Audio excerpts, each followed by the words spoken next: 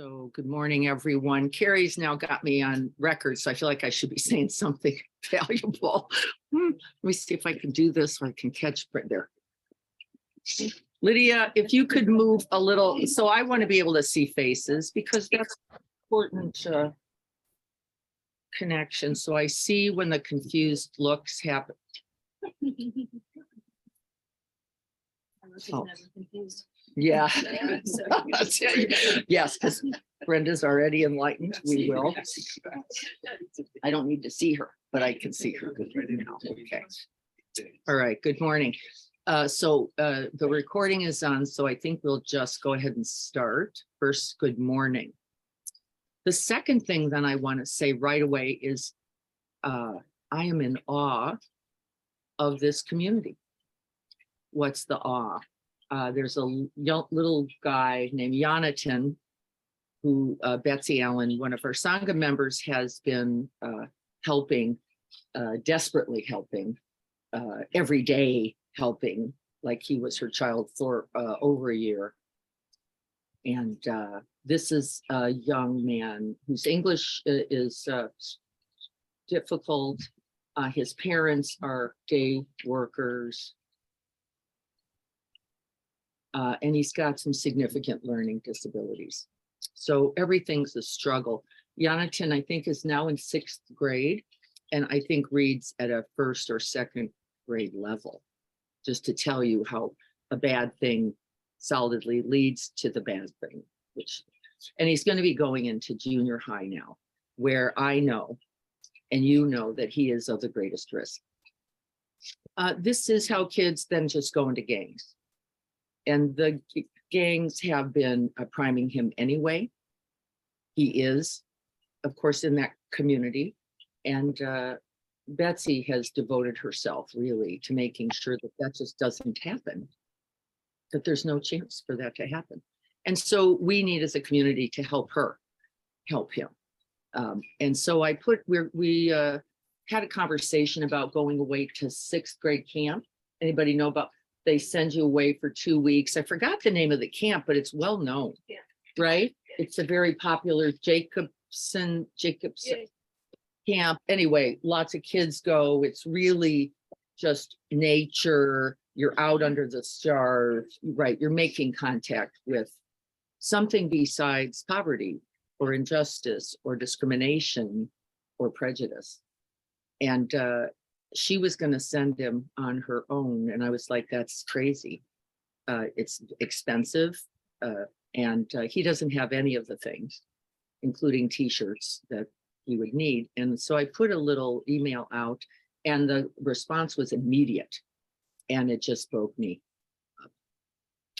I got money, I got socks, I got insect repellent in a beach chair with a headlamp. And I think, he's going to be well fed. He's going to be well fed.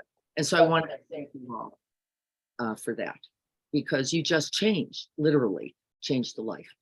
And there's no doubt about that. And we often forget, don't we, that 2 weeks and somebody else's care changes everything. And it really does. And so I want to thank you,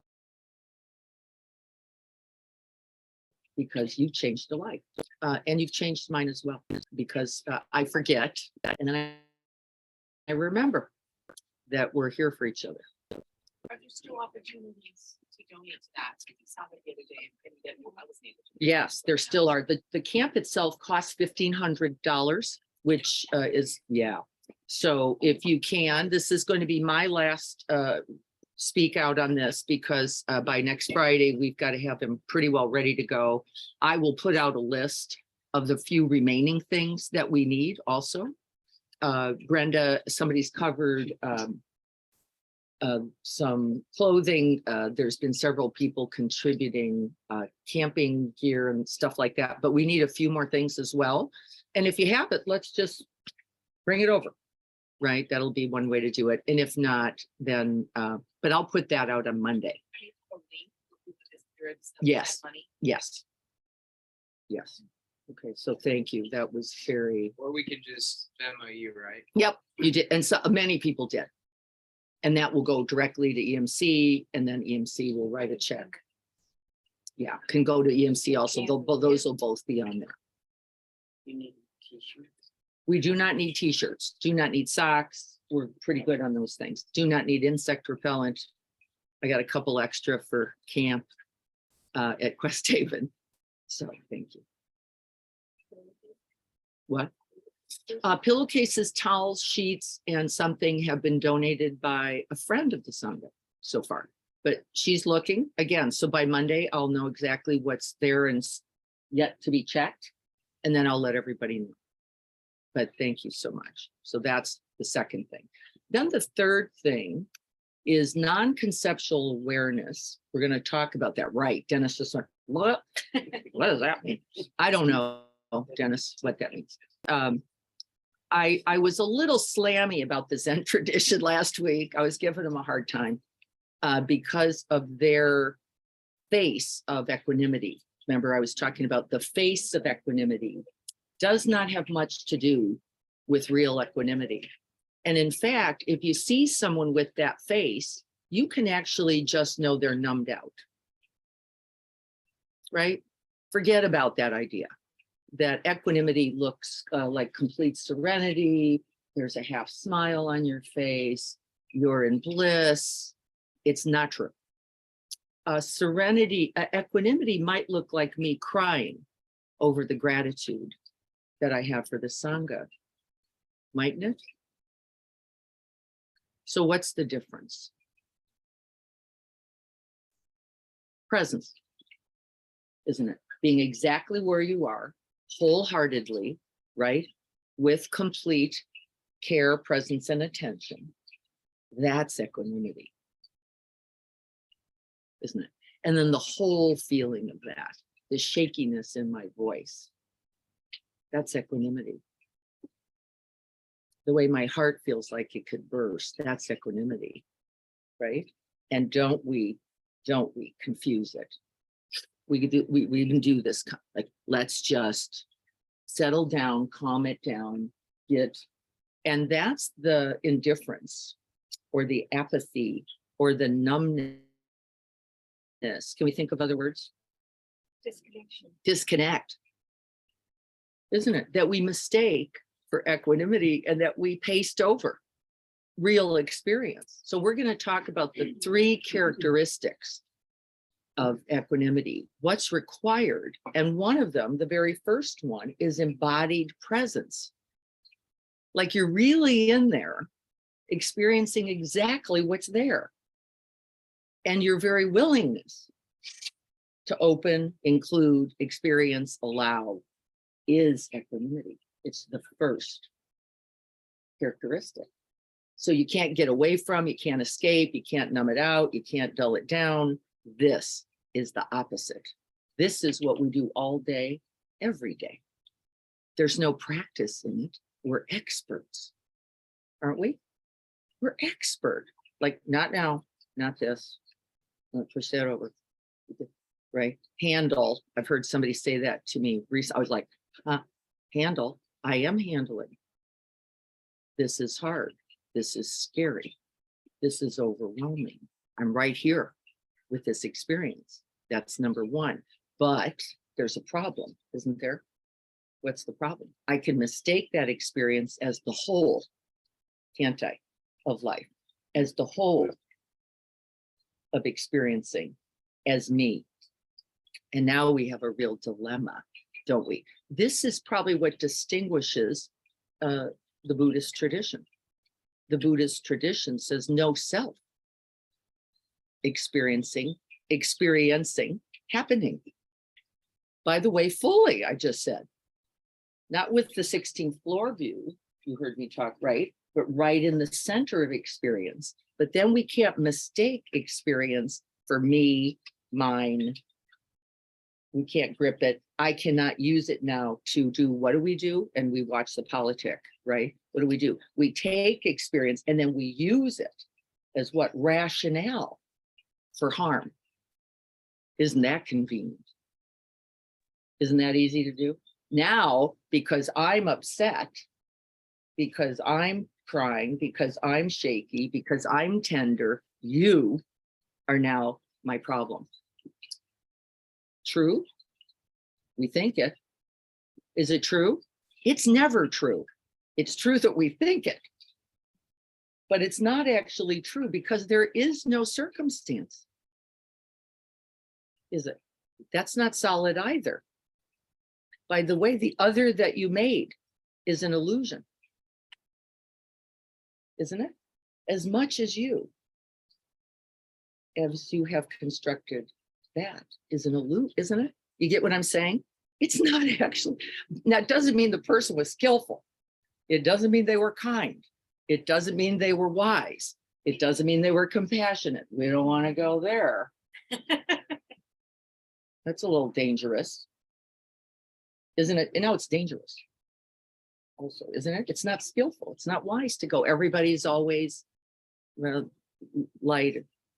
No, there is suffering, isn't there? There is the truth of pain and suffering in our world and in ourselves and in the other. And can we begin by, that's the first noble truth I was talking about last week, right? And so I see some confusion in our Sangha about this, which is, but I've heard it 3 times this week and I went, uh-oh, but you what? But you had an experience and you immediately left the experience, by the way, so that you could accuse, blame, shame, judge, condemn, export, what's the other words? Externalize, you get this idea, project. I'll use Brendan, I'll use her mental health words, right? Project onto, and immediately from that process, leave. Didn't we? We got it right off of us and we vaulted it right onto that. Pained, I'll at least go there, pained other.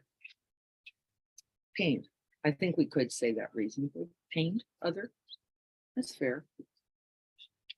Yeah. And one of the things we do with pain is lash out. One of the things we do with pain is take it in and make it about us. One of the things we do with pain is go, that's not fair or right, shouldn't be happening. But we're also disconnecting.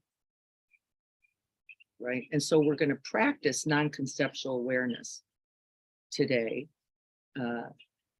which we have done infinite times before, by the way. But I want to really find a way to get us to stay in direct experience, the immediacy of experience, again, as Pema would say, beneath the words.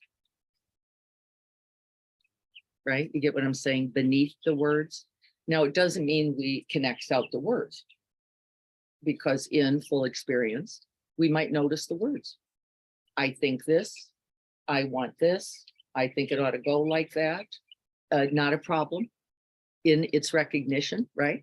No problem. Okay, words happening, thoughts happening, beliefs happening. You could even name that wisely, skillfully. What you can't do is buy into it.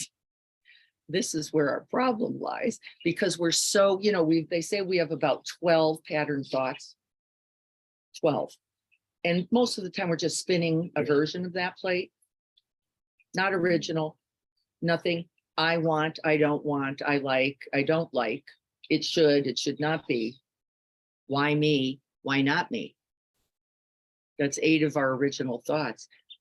Don't they sound rather familiar? Yes. So nothing's happening up there that's really anything yours, is it? I'm doing it, you're doing it, we're all, there we are. There's a couple more. Okay, so why don't we practice with it and see if we can follow those 3 criterion and see what happens with the experience we'll name. We're going to practice with an experience, right? Because we want to find a new, fresh, wise, and compassionate connection. Again, always first to ourselves. We can't get over there yet. We have to stay here first. From here, naturally it will rise. So we're going to try for that. Here we go.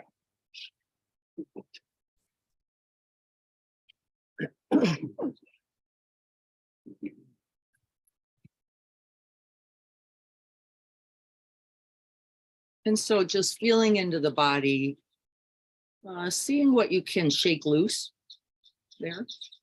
The habit patterns are already here, just in this short few moments.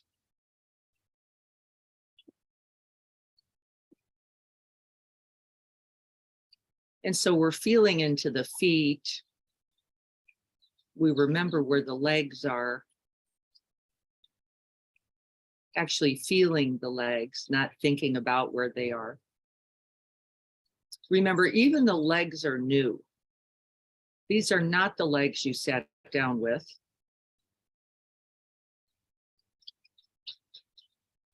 And interestingly, just for fun, there is as much of you not sitting. There's enough atoms bouncing around actually that you're not completely in the chair. But we're not going to get out to that level of particle today. Feeling into the seat, the uprightness of the spine, the balance of the body, right to left, the weight of the arms, the contact with the hands, and the hands, the aliveness of the hands.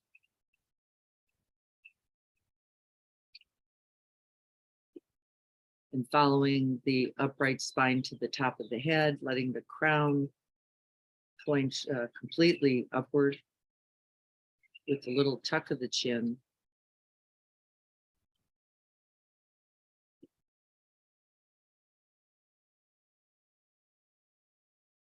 And then taking a big in breath, breathing in as deeply as you can. And then a little more. Hold it. Soften the body. And then a big settling into this body, this moment. We're going to do it again. Finding your in breath, breathing in.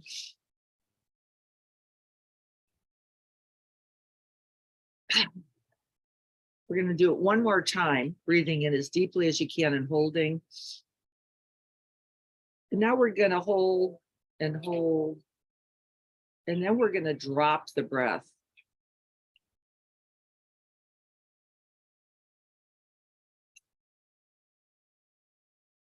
Inviting mind completely home to the body and just experiencing sensations in the breathscape.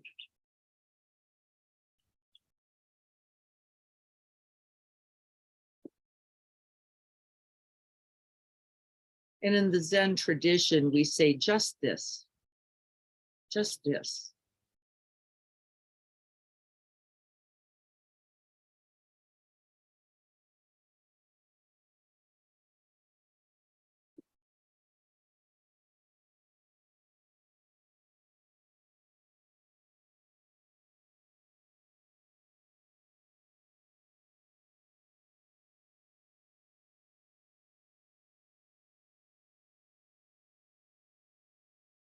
See if you can feel into the most immediate, most alive, most present sensations available. No hanging on to what just was, and no going forward to the next breath.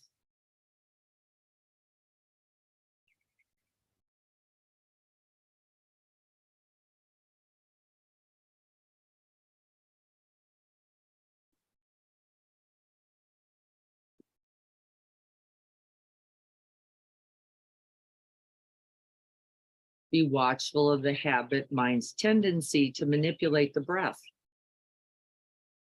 to congratulate yourself for finding the breath or the sensation. See if you can simply abide the immediacy, the bare attention of this breath moment. It will take some practice and some moments.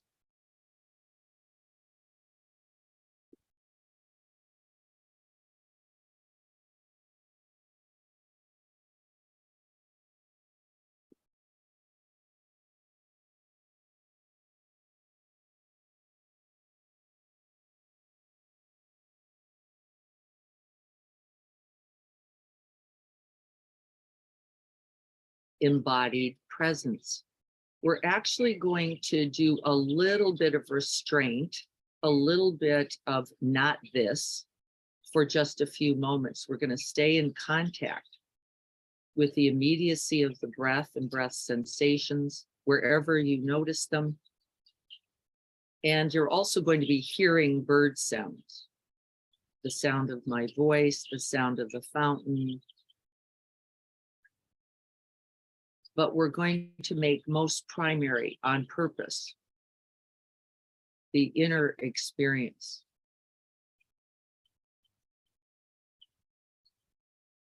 Of just this one breath.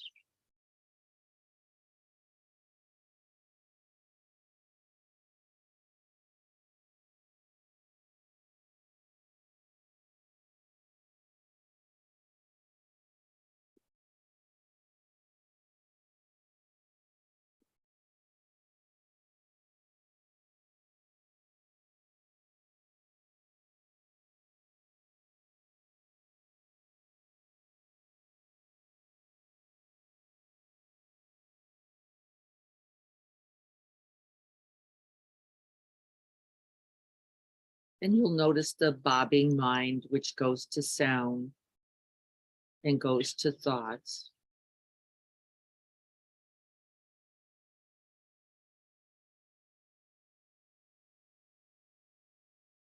And the habit is then to have more thoughts about the sounds and about the thoughts.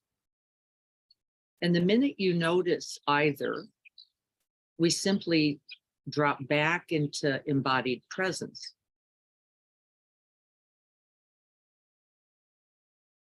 The aliveness of the breath and the body right here, just this.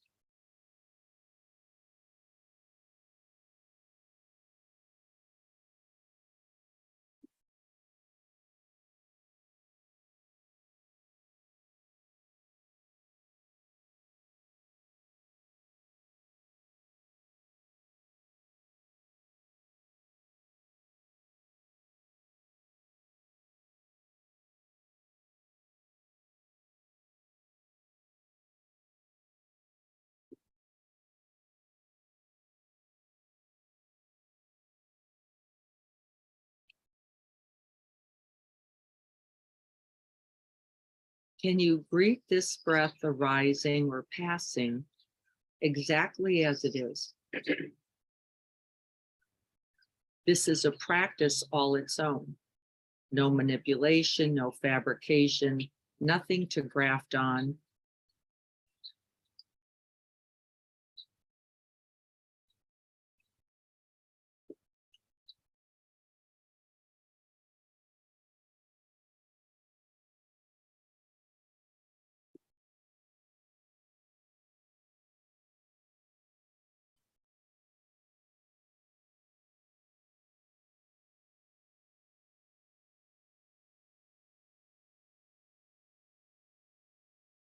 And to get closest to our experience, we have to drop the storyline. It's required.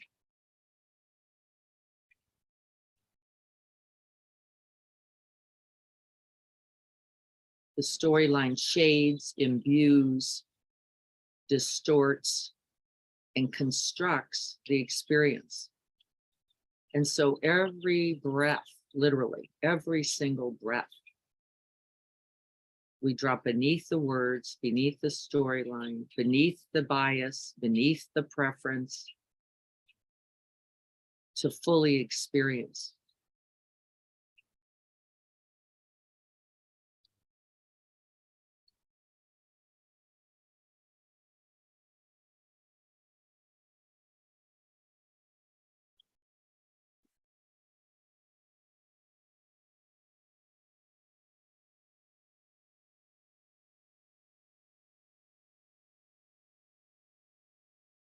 And we have a habit then, once we make contact with the breath, to look even there for something pleasant, something preferred, something we like, something we want. Oh, I like that long breath, not so much the jagged one. But the practice of equanimity then is staying with the whole experience. And we practice that by staying with the whole breath, the part we like and the part we don't, the jagged one, the shaky one, the one I can't feel.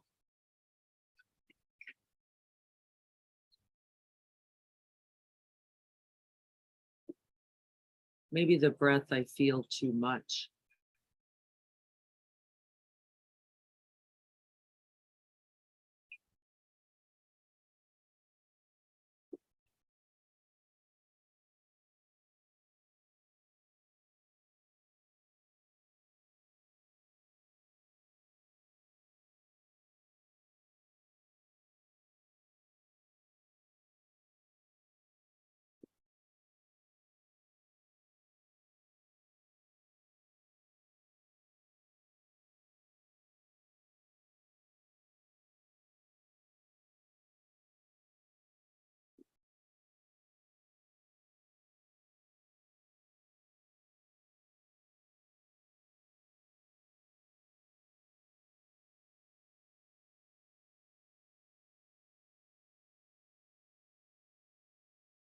And then we become a little more intimate with the breath. We stay for the beginning, the middle, and the end.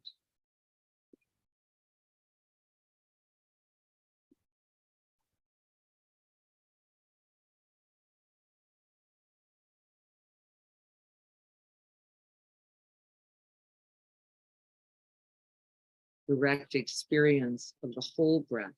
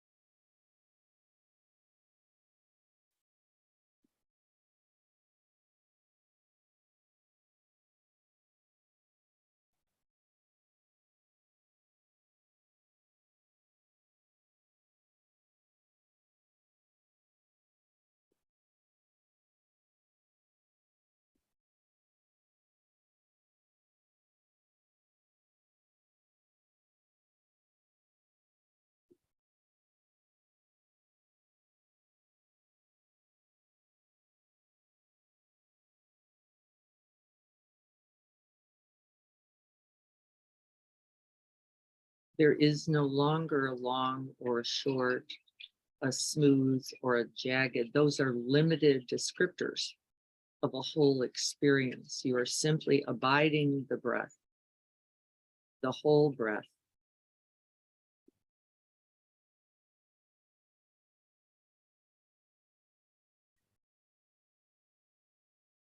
With no preference.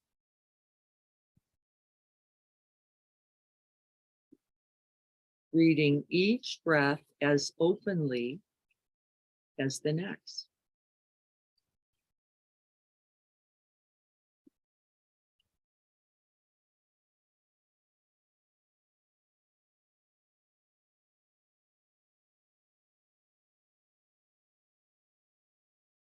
Can you feel the part of the mind that you then must release?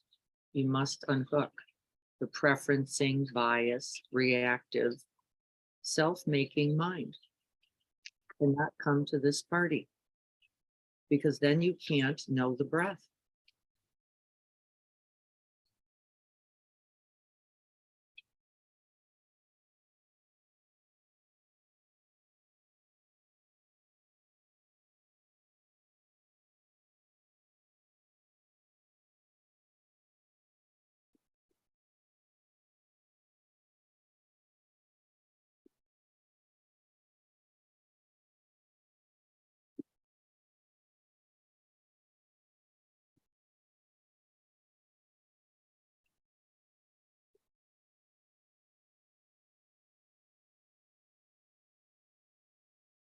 The curiosity then is cultivated by an awareness of the reality. And the reality is there is no breath the same. The beginning of this breath is not the same as the beginning of this breath.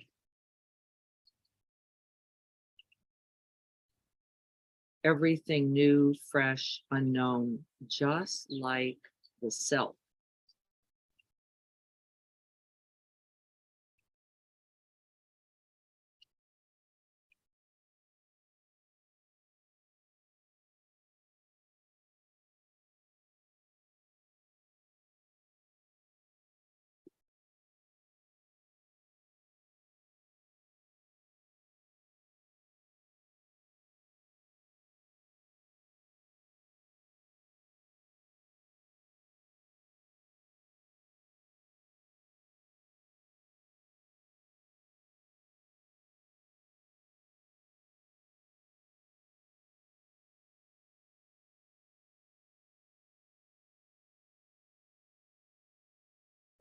And then I'd like you to call a challenging or difficult moment to mind. Make it somewhat recent and make it moderate. Don't make it the most difficult moment.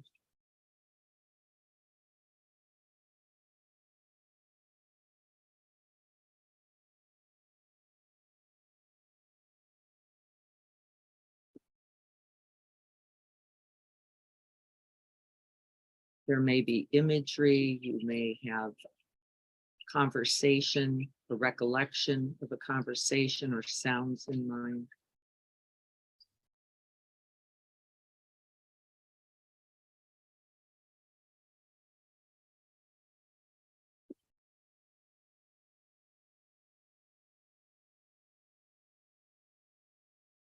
And you're going to not only hold the image, you're going to breathe it.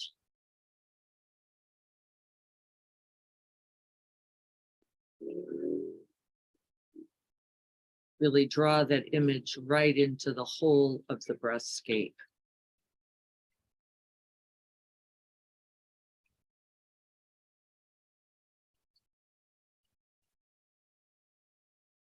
Feel the shaky tenderness, the Shenpa grip. Feel what is active or deadened.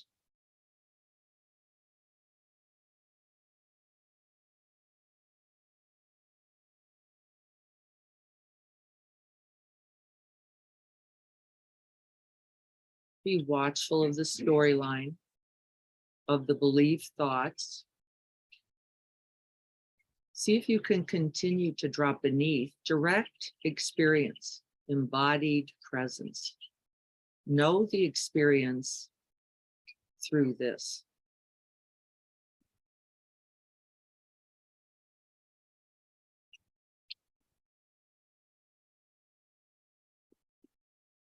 And we're not trying to make something happen. This is not the practice.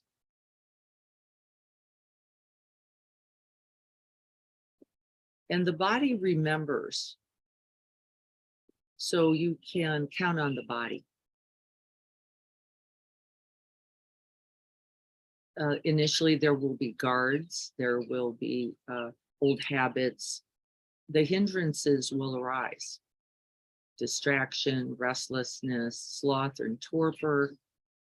We may forget the instructions altogether. And we may ask what's really the point. Just know that's what naturally arises as a protection.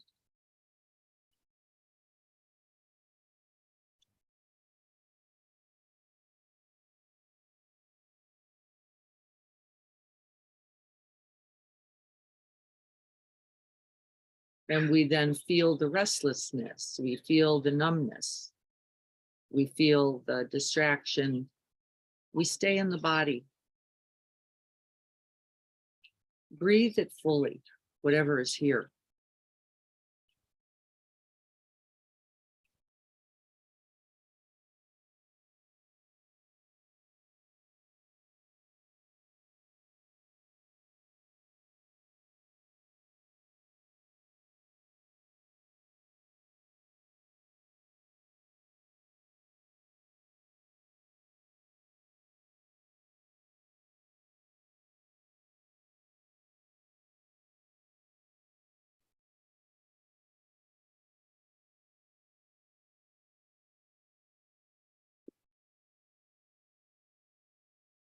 See if you can greet the body sensations, the direct experience, the immediacy of this breath body as if you've never been here before. What is arising just now?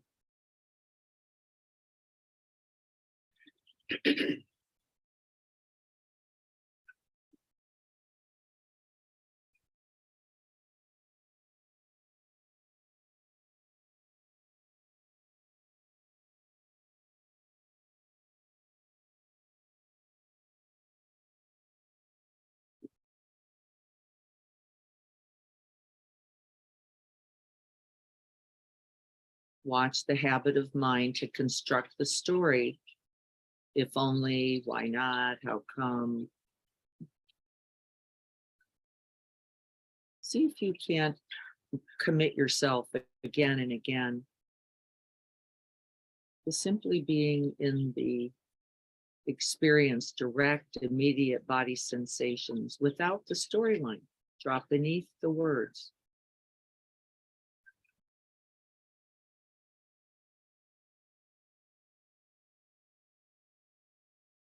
What's here?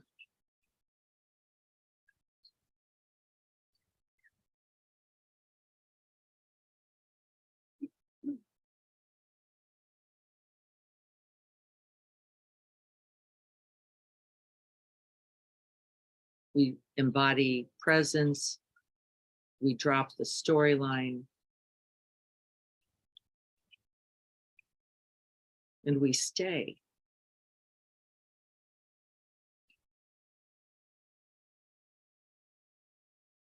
This is equanimity.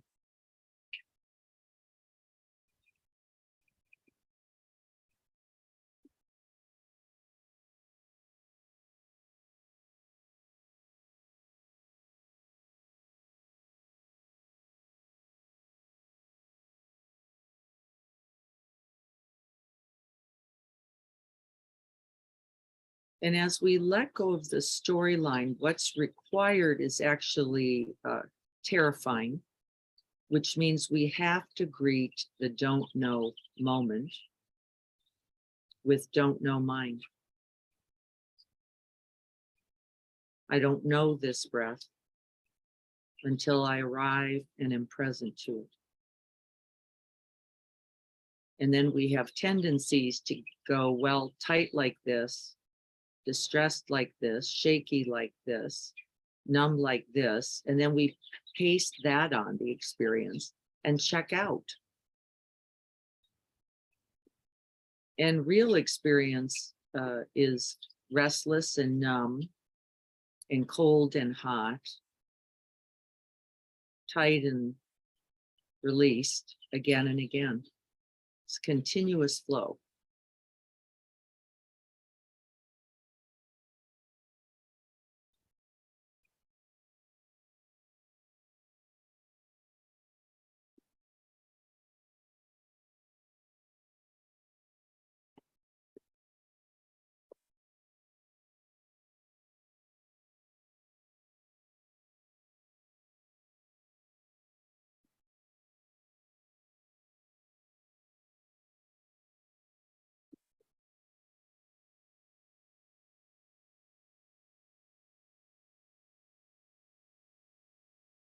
And in this particular practice, equanimity is the portal through which we then can feel for ourselves. Through the doorway of equanimity, compassion will naturally arise as we make contact with the truth of our pain, our distress, our confusion, and maybe then to the others.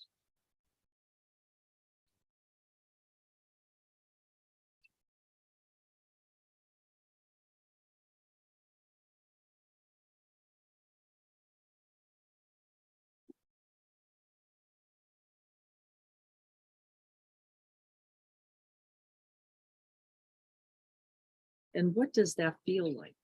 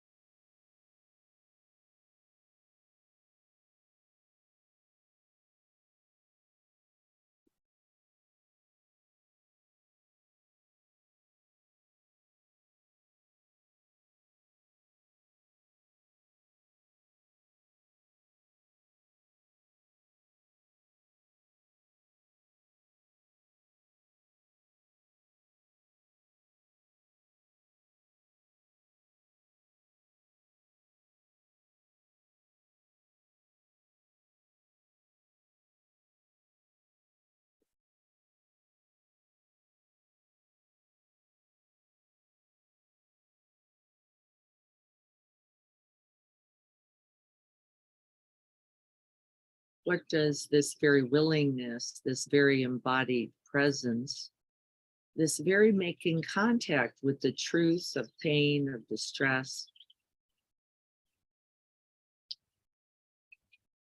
how does that breathe?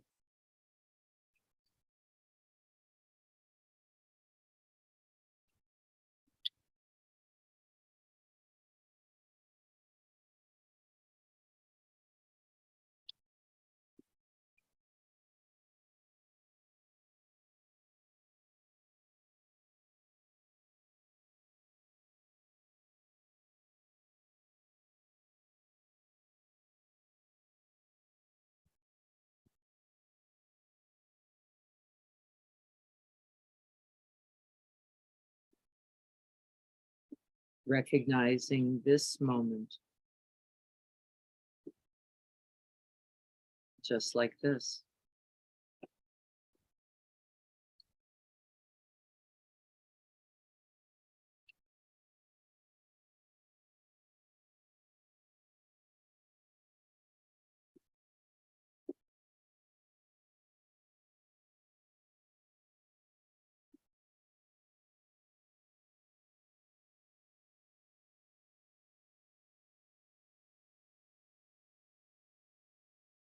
Feeling into the body, this body, just like this.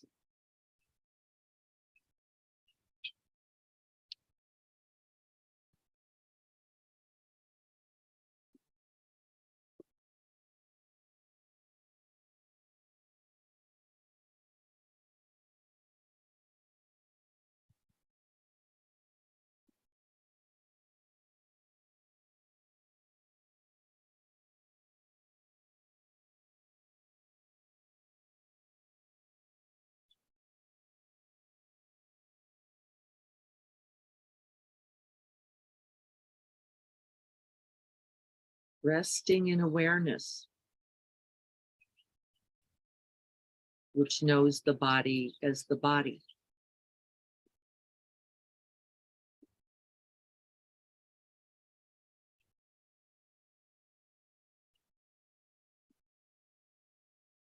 Which knows thoughts as thoughts.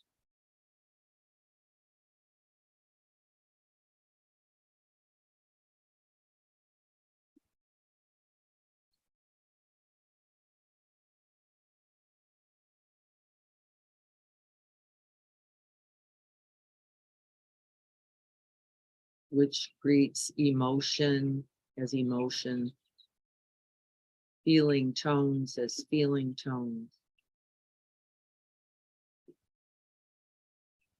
without gripping or rejecting.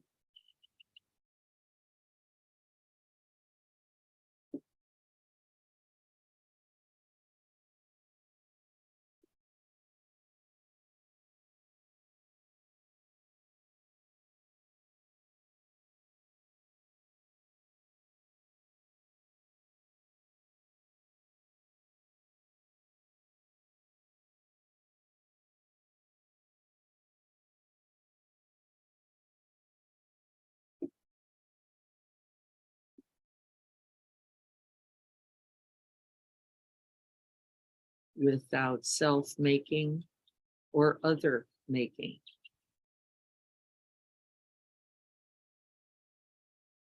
Simply experience arising and passing.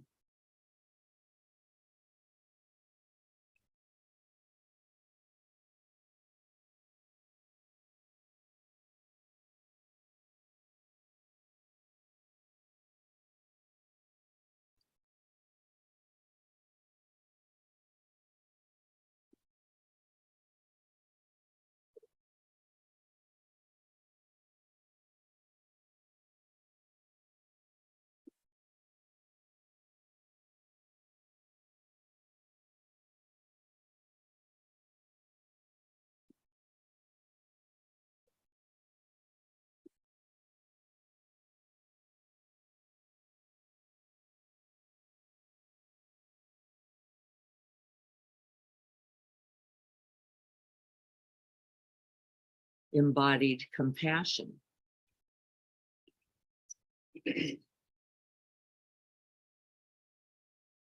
For myself, like this.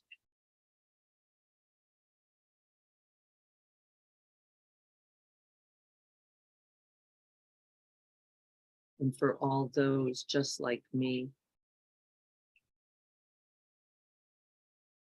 who feel this too.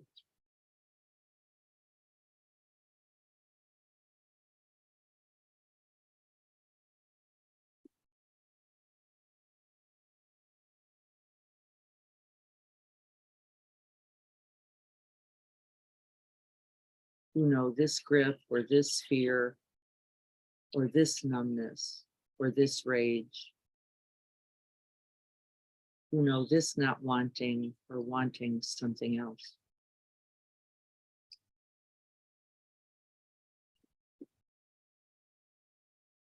We then breathe experience for us all. We take it in, we take it on, and we send out compassionate presence.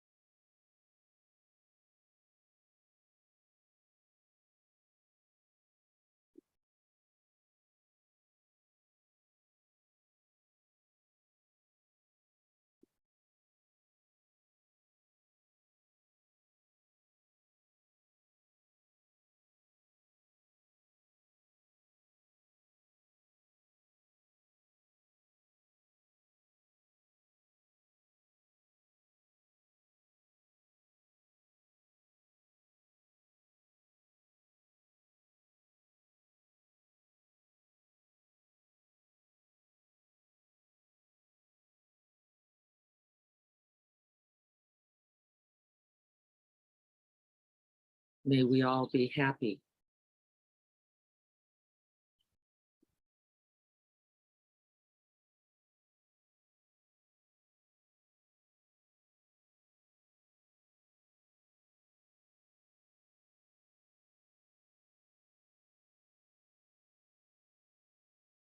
May we all be free from pain and suffering.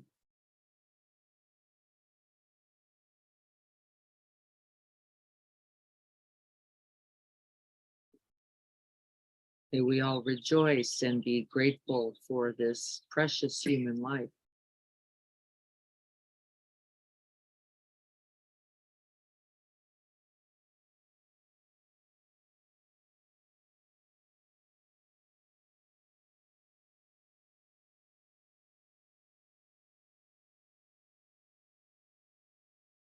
And wish our own good fortune for others.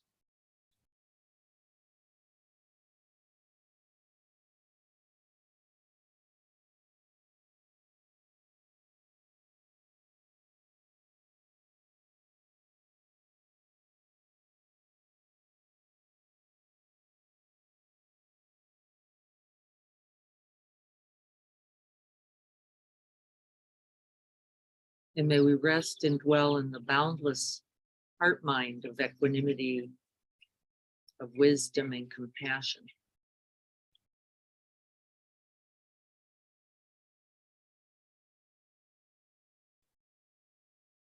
Free, free from all affliction.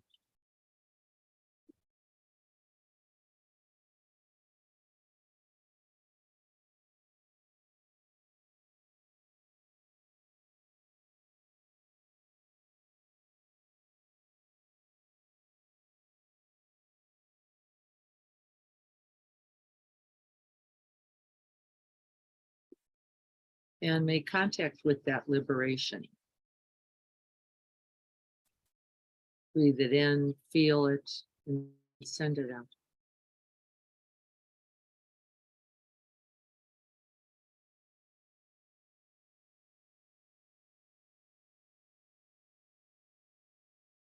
so that all beings might be free.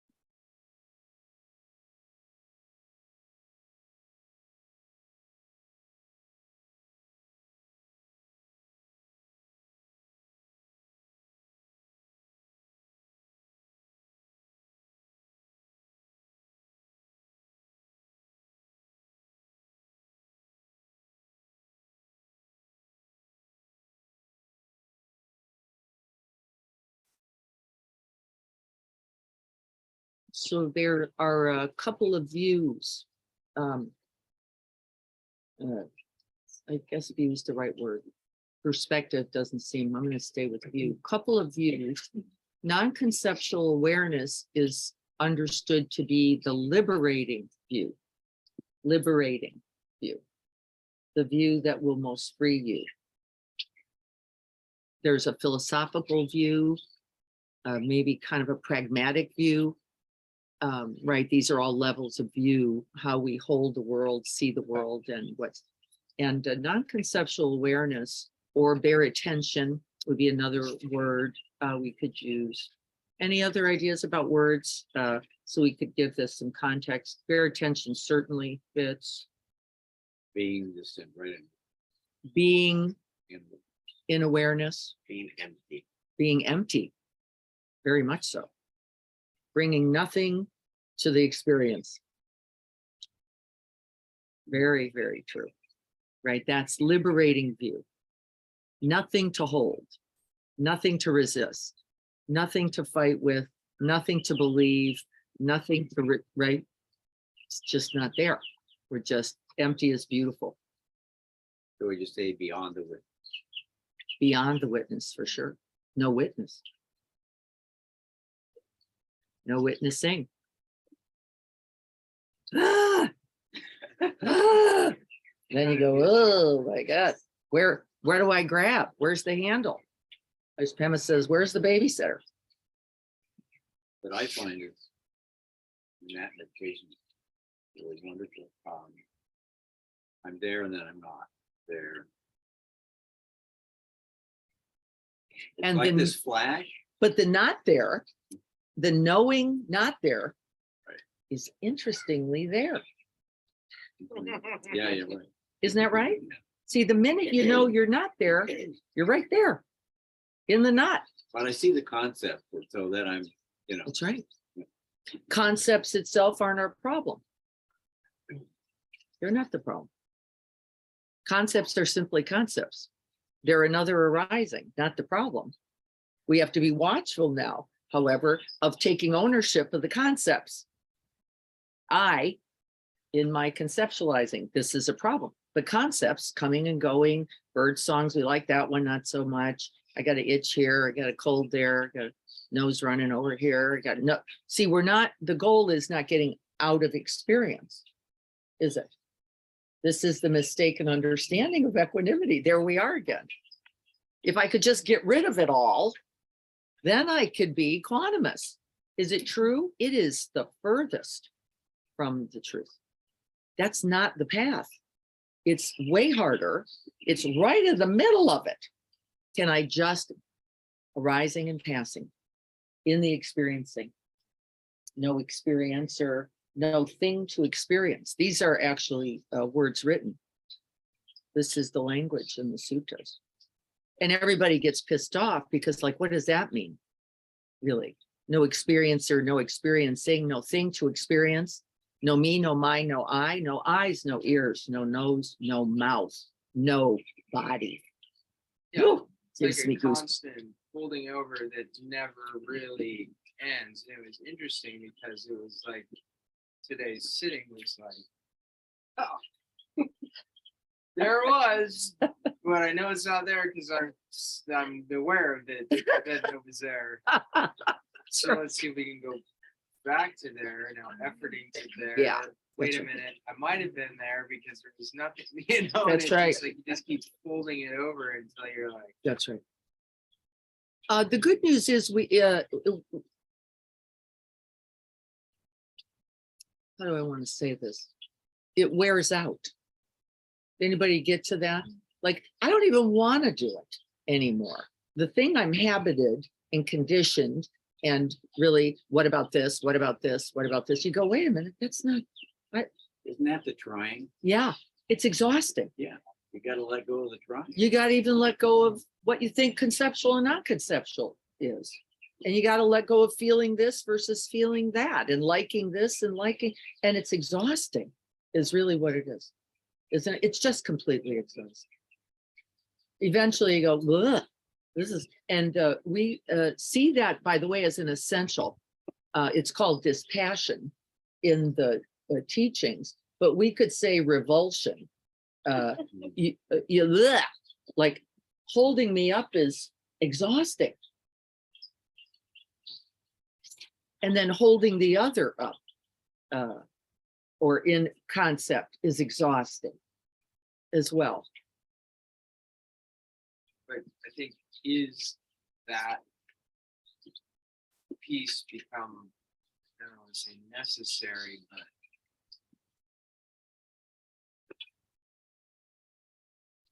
hitting exhaustion in the end of being actually able to then just, then you gotta ask, well, that sucked, but here I am. That's exactly right. You have to do it a lot. It Don't you? doesn't just, not just once. Oh, gosh. You know, I call it think the it's desert, you know. continuous. Isn't it continuous? I quit practice about 4 times a day. The least. I go, fuck this. This is ridiculous. This is ridiculous. What am I doing here? What? It'd be so much easier to just buy into the thought and buy into the other and buy into the storyline, because it's so right there. It's so compelling. It's so juicy, isn't it? Like, wow, it's got you. And I go like, yeah, that's easier. That feels really more engaging. That feels like it's got some, except I know better. But I think the thought. And the good news is I don't mistake that either. I don't mistake that. I understand. Easier, wouldn't it be? Easier? It'd be easier just to go, they're just idiots. That's it. Leave. This is easier. And it's so compelling. It's just not true. Here's the rub, isn't it? The big rub is it's actually just not true. But boy, is it meaty. And boy, does it give me some kind of energy. Because I'm packing my bags. I've got the new place figured out. I'm gonna head for Big Bear. It's we want to be able also to laugh, don't we? You have to be able to go, there I was with the exit strategy. Because what, this present moment. Then I have to open here to this. And what are we opening to then? The suppose. Yeah. Right, our humanness. our vulnerability, our tenderness, our ache, our pain. Yeah, then you gotta be with that. No, no. Exit strategy, way more interesting, way more compelling. Isn't it? Because then otherwise I just gotta be with this. And we all get a little shaky there, don't we?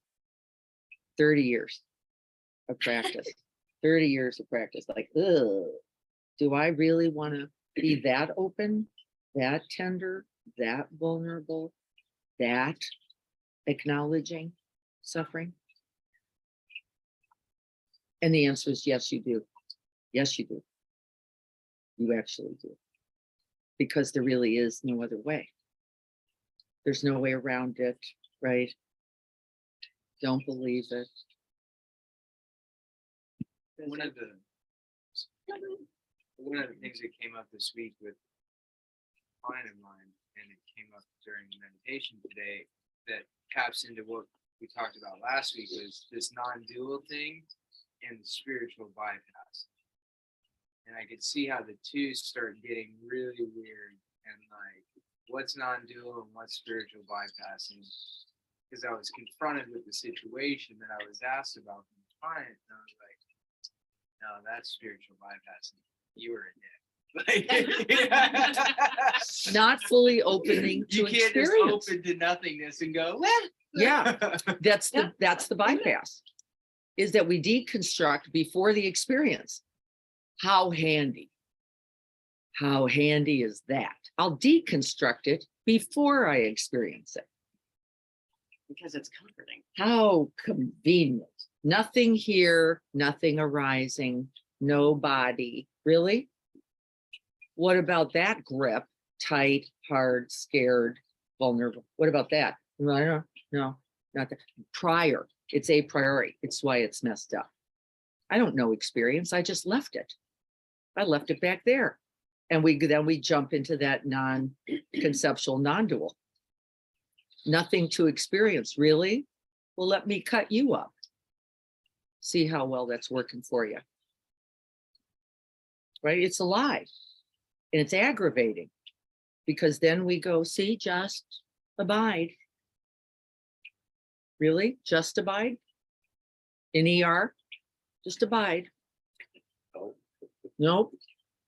No. And you can, but what are you abiding? I think I'm gonna die. That's what you're abiding. How are you doing? Really? It's so annoying to me. That paced over. You're gonna scream is what you're gonna do, or cry, or go, I better tell somebody I love them. Right? How aggravating. It's a lie. But can I be with that? And the answer is yes, I can. Can I be with myself? That's what we mean by empty. No preference. As I'm screaming, can I be with myself? Going, this is hard and scary, and I don't know. And the answer is no, that's not our preference. Our preference is the other side. The Buddha called it the other shore, didn't he? And he says, we all want to get there. We just want to build a bridge. We don't want to actually go through the river. We don't want to drown, really, to get to the other side. And interestingly, the drowning is a part of the path. It's interesting when you brought up to think of a situation. I have instant anger, name calling, like in my head like that. Yeah. And I hadn't done that in that situation, but I really. Yeah. And I was like, whoa, what do I do with all this anger? Like, cause it's there. Yeah. And I had to just see it from a whole different viewpoint and had to put a touch of love into it. You could. And compassion. Yeah, for you, maybe. And for find something in this person that could be worthy, that kind of thing. I don't know if I'm explaining it right. No, I think you are. I wanted us to be careful, though, that we don't go, how do I get to the goodness before I acknowledge the pain? You got Good it. question. I'm not sure. that We I don't do did it. that. I don't think we do it. I think we just sit in the, Pain. yeah, ow, ooh, ah, and then watch what? Every breath different, every breath new, because pain isn't solid either. Anger isn't solid either. It's not just yours either. It's not fixed and stuck either. Mhm. Can I stay with it and stay with it and breathe it and breathe it? And what am I going to keep noticing? Oh, like this now. Shift. Anybody notice the shift? You did. If you were there, whatever you called it, love or anger or disappointment or confusion or Yeah. what? I'm It's- labeling it, but yeah. it's really more of an experience. It's just an arising in its constellation of like that, like that, like that. And then if you really stay with anger, let's say, anybody know what comes? Disease. Noticing not anger, Oh, actually. Noticing space in it. Noticing not as grip, not as tight, not as hot, not as hard. Noticing nothing. That's interesting. I was just really mad. Because the tendency is to try to get away from the anger. That conversion. See that conversion. I got to think of something. I got to get to something else. We call it making the boat. Making the boat to get you across. I Except have the this- boat doesn't serve you at the other end. It falls apart in the middle. Right, and I have this kind of standing anger, because then I feel that, that's more protective than feeling sadness. It's a good shield. Good protection. Forget that. I gotta remember why I'm mad. Yeah, that's right. That's the other side of it, isn't it? That's just the interestingly other of the fight flight. That's just another version, is the fight version, which is, but they are stupid. What am I doing? They're idiots. I already know they're idiots. Why are we reviewing this again? You can't fix stupid. Don't we do it? Don't we do it? And now we've just made it about the other. I was just gonna say that because it immediately made me like visualize, oh, you're so stupid. Immediately. Right? So really, we have to be watchful, I think. Isn't this the practice? Can I really take this in parts? Embodied presence is number one. Can I just drop into real experience and stay for several breaths? Now, really, in the mindfulness teachings, we say 20 breaths will change the mind that is experiencing. I don't know if it will change the body. The body is the body, right? Like this, but it will actually stabilize them and establish some equanimity for that which is experiencing. I don't know if it hurts less, though. The body is just, the body doesn't want pain. No, No, just doesn't. It just, No, it doesn't. But there is a mind that can abide both the body and its whatever, as well as the mind going, I don't want this. See, that's the spaciousness, maybe the boundlessness of awakened heart mind. You can see the mind that doesn't want it. You can see the body going, go, go, go, go, go, go, and you can be with it all. This is the practice. Without pushing away, without turning it into the other person's problem, right? Can I just be mad knowing what that is? And really, mad doesn't stay either. It really just doesn't, because it's not solid. And it's not yours. It is an arising human experience. Can I know it completely? And then you do a lot of smiling. just talk about the, the mind patterning. The habit making So- nature. So if the mind continuously is coming up with anger, there's the groove, let's talk about the groove, right? I call it the goes into drawer. there. The default Okay, network. But as soon as you see it, then it's changing that. It's not going down that. You are in liberating view. See, you are no longer in the default mode network. You are in the experiencing, awarenessing, you could say, non-dual there, of unpleasant or whatever is in the momentary arising, but you are not lost. Can we be angry and not lost in anger? Yes. You can be completely angry. Really, right? Completely angry, not lost in anger. Hot like this, gripped like this, energized like this, teeth bulge, you know, my eyes are out of my head like this. I get a nice little smirk that I like to paste onto that thing. But can I see? Can I be liberating view? Can I know this completely and not be lost in it? And the answer is yes. And that's when you smile. That's the Buddha's smile. By the way, it isn't from disconnecting. It's from being so present to it that you can only laugh at the whole thing. Like there I was thinking I shouldn't be dying. I shouldn't be, you shouldn't be. And then we catch it and we go, of course, I don't want this. This hurts. This is scary. This is confusing. And then we simply feel for ourselves, don't we? See, compassion now is the only option. There's nothing else here, isn't it? You just feel for everybody.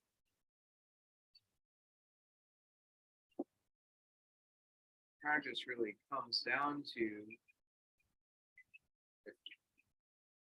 rebuild. If the 5 is our default network to anger, the superhighway we're trying to construct is every time we pull off the 5, That's right. potentially go on our new superhighway. That's right. That's right. And first you have to know what traffic feels like. You have to know the mind of traffic. You've got to know the body of traffic. You got to know the emotion of traffic. You've got to know the frustration, the impatience, the blaming, don't you? Right. That's the constructing the new right there, the knowing. It's from the knowing and seeing what really is there then. It's not just knowing anger. What is it? Knowing anger arising and passing. Knowing the self in anger, coming and going. Can't even claim it as mine anymore. I just go anger. Yeah, human. And then we feel for the other in it, don't we? Because now we know it so well. Then the only thing that arises is compassion. I always like that analogy of using the thorn to pull out the thorn. That's right. The very thorn to pull out the thorn. Isn't it the truth? And how do you pull out a thorn before you know yours? Yep.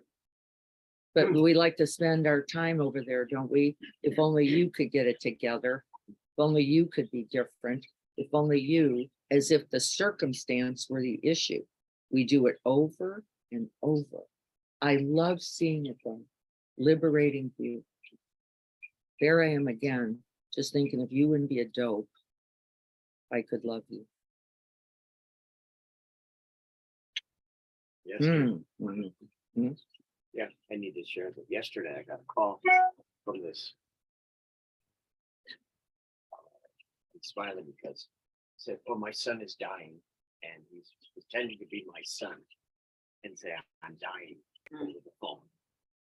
And immediately, I knew by the voice that was not my son, so I hung up right away.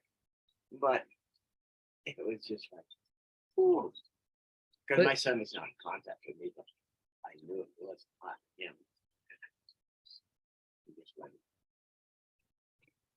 Two things are true there, Dennis, isn't it? One is that's not my son, and it is my son. What do I mean? What do I mean? I don't know. I know you don't. I actually know you don't know what I mean. What do I mean? Connected. We're all connected. Somebody's in some kind of pain. whether it's poverty or, right? And what's the other truth? That could be your son. It will be your son, as it will be you. Isn't it all true? It's all true. It's not my son, and that somebody's trying to take advantage of me and I don't have to. That wouldn't be useful, right, to contribute to the challenge in that way. And it is my son, because it's all of us. Because we're all gonna. And by the way, not just Jai, we all get desperate. We all do unskillful things, don't we? We all make phone calls we shouldn't make. Huh? You should have told You them know what that I mean idea now, went up Robin? on you. Or a text. that we shouldn't Or a text we shouldn't have sent, Yeah, or pillows I know we what you shouldn't have mean. left Target with. I know or- what you I don't know, mean. I do that all the time. right? Whatever those things are, right? Isn't it true? And see, once you decide that's not me, or that's not mine, you have a problem. You have a problem. How did you get out of that? How did you decide that rager on the road is not you? What did you construct for that? Yeah, it's you. Not that circumstance, not that moment. That might be true. Right? It might be true. But I've told everybody about my neighbor who I could have killed, literally, on the spot, threatening my 2-year-old with an object. And I thought I could never kill anyone. I love that thought though. Don't you love the thought? Isn't that pleasant? I like it. That's my Glenda. That's my Glenda the Good Witch. I could never hurt anyone. In my new training, in the Zen tradition, we would step over the ants. And again, I'm not saying that's wrong practice, right? But acknowledging the beingness in all things. And I would think, I could never hurt anything. That was my new Glenda persona in the new tradition. And I would, be very careful moving. And here's my mentally ill neighbor coming over with something to hit my son because she has mistaken him. She's paranoid schizophrenic, mistaken him for an entity, we'll say, I don't know. And I have a shovel in my hand and I think one more step and you're gone. You are gone. And I can feel that energy in me.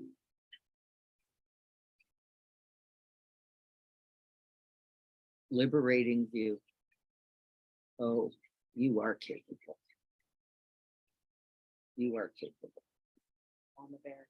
Need to know. Don't you need to know I'm capable of hurting you. Right. And of course, we know that right action might be doing whatever you can do. We do understand to cause least harm. Right. There is an element of that. I wasn't thinking about least harm right there. I was thinking about how it's going to take her out. That's what I was thinking, with all the hostility in my heart. But I have to see that to liberate it. Don't you? You have to go, ooh, yes, I am capable of rage, of hatred, because if you can't remove the thorn in you. And then you can't remove it in another. And there is no popping it out. There's what? I've got to really know this. And all of us want the shortcut. And it's okay. We all, don't we? We all want it. I want it too. And if I find it, I'll tell you. Could you also say that there's an element of the- Yes. I see it as another. Here's the problem. Because boy, wouldn't that be fun? Isn't that a great idea? Mother's love. I have to love her as much. That's love. Don't I? I have to love her as much. That's boundless love. Otherwise, we have attached love. We have love for you, but not so much you. So you're in the same situation, everything's the same except you've got that kind of love. I've and got you love. Still got the shovel. I do. I do. I still have the shovel. And by the way, I might have still hit her. Right, I'd have hit her in the knee. Yeah. I wouldn't have hit her to take off her head right. because that was my plan. That was my plan. I was knee nothing, going for nothing on the knee. I'm going to take you out. Now that's fear. Is what that is. Plain, unadulterated, raw fear. Fear, fear, fear. Can I make contact with that? Yes. I told Carrie to get a pen out because we were going to kill our cab driver. That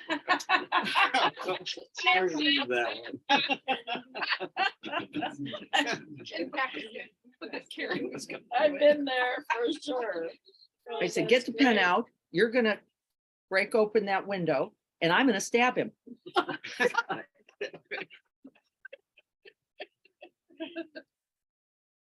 So then we see where our work is. Good news. Good news. We didn't have to do that. That's the good news. That's the Chicago person. That is- Uh-huh. Bury him after. Detroit. You're gonna kick him and I'm gonna stab him right in the jugular. And now I'm going like, where's the jugular? Don't miss. Don't miss. See, if we push that away, right, then what? If we push it away, then what? Really, we're in trouble, aren't we? Now we're in trouble. And really to look at it, to go scared like that, that's scared. We've got to be able to stay in contact with that. And we don't like the idea. See, because my stomach is shaky now, just from recollecting it. Pretty sure we weren't going to make it out of that cab. Pretty sure. Here, it worked out. It worked out. So what you're saying is that we need to go, when we're looking at the emotion of anger, we really need to go deeper. If you Because if we can- stop there, we really haven't touched the. You ultimate haven't root of touched what's going on. really here, which is a lot of fear. And the fear of what? Pain. Right? That's it. Fear, lots of it, and the fear of pain. The fear of not seeing my family again. The fear of dying in a foreign country where nobody ever knows where we are. And the pain and fear of that. Can I breathe that? And the answer is I can, but not without feeling it. Not without the jaw tightening, not without the eyes welling, not without the belly gripping. And who likes that? And it's the necessary path. Can we be with, really breathe with, embodied presence, get right into it without it shouldn't be like that, or why couldn't it be like this, or if only they could do that, and right, storyline, storyline, storyline will not free you. It will not, cannot free you. I don't care how elaborate or embellished or beautiful your story. The momentum of the condition is so strong Potent. that we have to be almost, I know we talk about warriors, and we have to be that in a way to try to move. That's right. That's right. And we have to establish enough equanimity to hold it, because then otherwise you just drown. And what good is that? Right? I don't want people just drowning because they go, now I have to turn towards it. And so now I'm overwhelmed and I can't function. And well, this is not an improvement. What's the improvement? Well, I can touch into it for a breath or two. Or I can feel the shaky tenderness, just this one breath. And that's how we begin. And by the way, it grows itself. So you don't have to worry. It grows itself. In what rate? I don't know. In a rate consistent with your conditioning. Maybe I have to just touch in like that 10 times or 1,000 times or 100,000 times, depending on the virulence then of the conditioning. Maybe a few that says emotionally lasts really like 9 to 10 seconds or something. It's the story. Yes, it is. Story. Yes. Yes. The truth of the experience is it doesn't last more than a breath. It probably doesn't last that long. It's that we can't see its particled existence. We just go pain, fear, anger. If you're really in it, ever changing, ever moving, this is the beauty of the practice, is that you then see it in its more particled form. Oh, it was tight and then it was numb and then it warmed for a second and then it released. This is interesting. And we just start with something basic like the breath. We're not jumping to rage as our practice object. It's like a tsunami. You're just going to drown. That's not fair or reasonable. But can I abide just the breath with bare attention? Just the breath, the neutral, to the extent that that's the breath. And then the crow. And then the thought about the crow. And then the thought about my mother. And not mistaking it for my mother.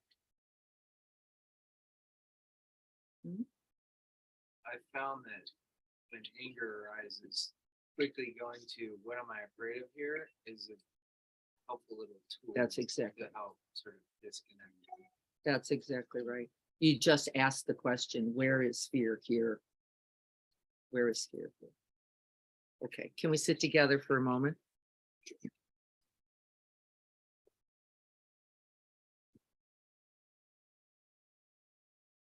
And so we'll ask the question. I like the question. It's one we're continually, how am I right now? And we establish the body and then we still the body. And then we establish the mind. We wake it up, awakened mind, awareness mind. And then we invite the liberating view.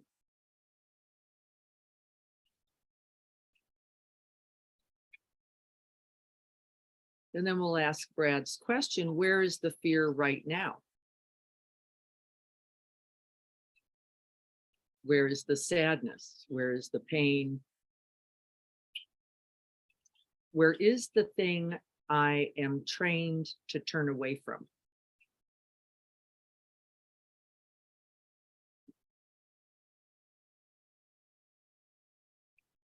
And then we simply breathe into the body, into the breathscape, and we pay attention. Kind, curious, gentle, and loving attention. Like a mother tending her precious child.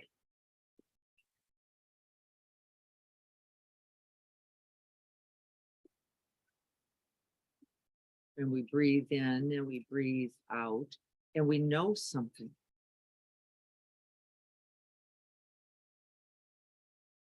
And then we let it go.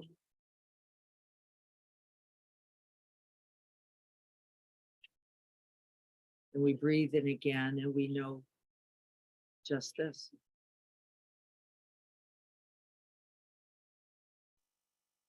Where is the fear, the pain, the confusion, the anger alive in me?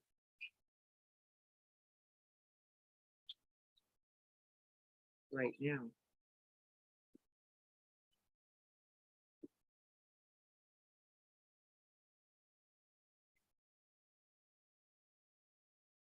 And then we breathe into it and we breathe out from this experience with this spare attention, this non-conceptual awareness. We breathe it and be with for all beings. This is not just for me, not just for this Sangha, but for all beings who are like our precious child. Just like I myself am a precious child, deserving of love, care, and attention.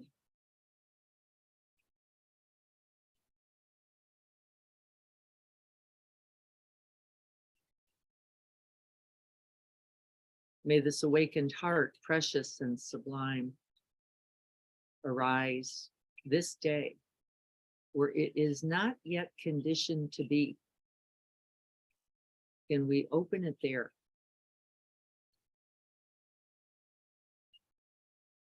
And may it flourish and grow and never diminish throughout all the days of this lifetime.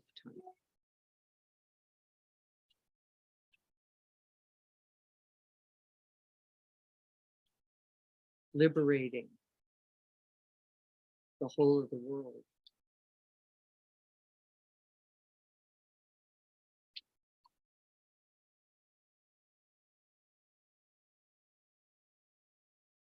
And may this practice contribute and continue until all beings are free.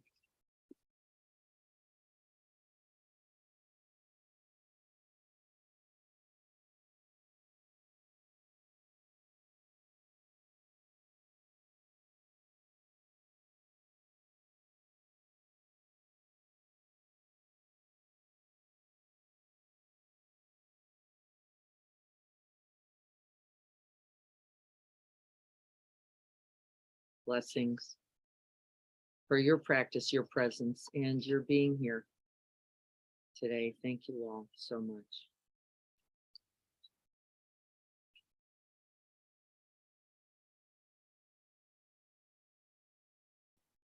Thank you, everyone. Thank you again for all of your help with Yonatan.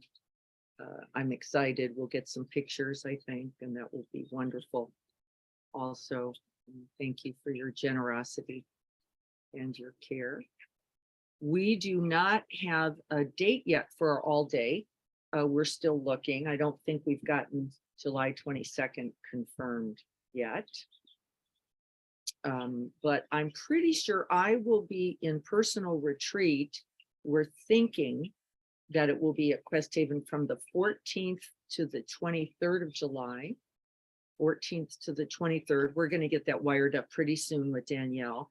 And then you are welcome to come join me and sit with me silently.